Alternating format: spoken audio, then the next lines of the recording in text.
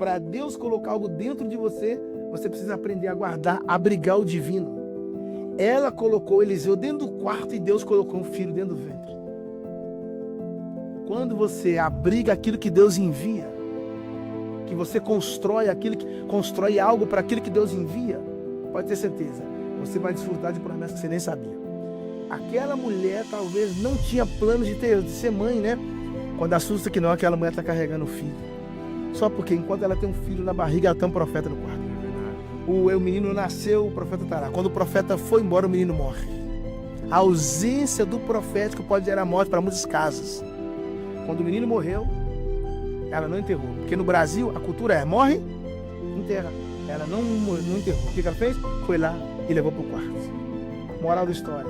Às vezes o cara quer levar o casamento dele para um advogado. Só que aí o cara que está cuidando do casamento dele está no 5º casamento. Como é que vai cuidar do seu? O cara está no 5º. O que ela fez? Ela levou para o quarto. Qual o problema da minha geração? A gente, ao invés de levar para o quarto, vamos ir para a internet. A gente está chateado, vai para a internet. Deixa eu desabafar aqui.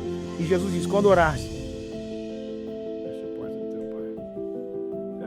Entra para o quarto, mano. Está lá dentro. Então, mandou entrar para o quarto e fechar a porta. E eu acredito muito que Deus está nos chamando para o quarto, porque o quarto é o lugar da intimidade. Você já percebeu? Você entra para o teu quarto e fecha a tua porta.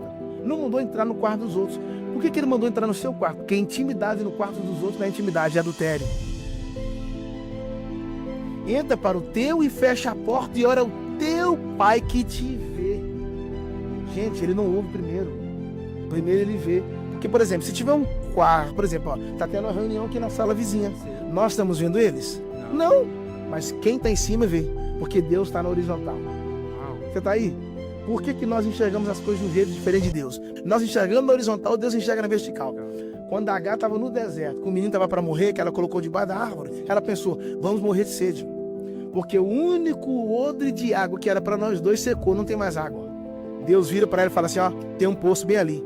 Ah, peraí, o poço estava lá perto. Por que ela não viu o poço? Porque ela estava na horizontal, irmão. E por que Deus viu? Porque Deus estava na vertical. Resumindo, pare de enxergar as coisas a partir da sua visão. Deus está te dando a oportunidade para você enxergar a partir da visão dele. Pare de enxergar o seu casamento a partir da sua visão. Pare de enxergar os próximos dias a partir da sua visão. Pare de enxergar as crises ou a sua guerra a partir da sua visão. Deus está te dando uma oportunidade para você enxergar a partir da visão dele. Quando você enxerga a partir da visão de Deus, você para de reclamar e só começa a agradecer. Ele falou assim, ó, quando orares, entra para o teu quarto. Sim. Teu, singular. Mas aí na oração dominical, ele falou assim, ó, quando vocês orareis assim, Pai Nosso. Quando você orar, entra para o teu quarto, fecha a porta e ora o teu Pai. Mas quando vocês orareis assim, Pai Nosso. Ué, que bagunça é essa? Ele acabou de falar agora que é teu, agora é nosso. É porque quando você está em grupo, ele não é só seu. Ele é nosso. Mas quando você está no particular, você não é órfão. Ele é seu. Olha isso. Samuel pegou o chifre do azeite e ungiu a Davi. Samuel pegou o chifre e ungiu. Quando Saul foi ungido, Deus mandou Samuel pegar um vaso. Sim. Mas quando Davi foi ungido, Deus mandou Samuel pegar um chifre. Foi o mesmo profeta. Só que para Saul foi vaso. Para Davi foi chifre.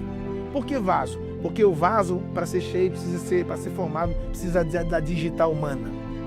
Um vaso não nasce sozinho. Alguém tem que pôr a mão. Então a unção de Saul passou pela mão do homem. Mas para ungir Davi, pega o chifre. E por que o chifre? Porque para você arrancar o chifre do animal, você vai ter que sacrificar ele. A unção que Davi recebeu foi depois do sacrifício.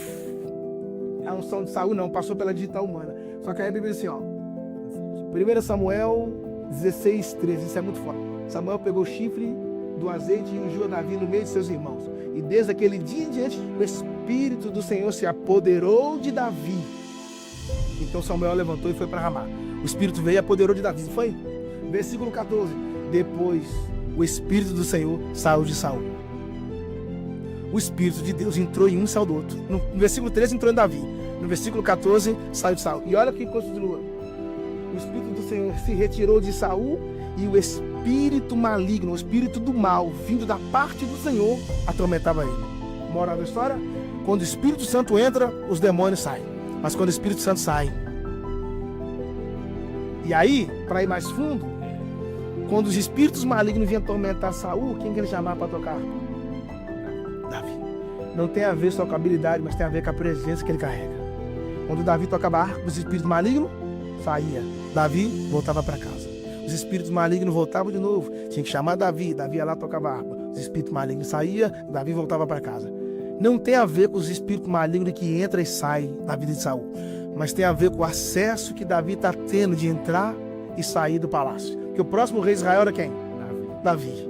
Deus nunca vai te colocar no trono sem que primeiro ele te dê acesso. Moral da história: muita gente está perdendo o acesso por causa dos excessos. Não deixe que os excessos roubem os acessos. O cara fala demais, já. O cara reclama de todo mundo. Ninguém é bom, só ele que é bom. Os excessos roubam os acessos.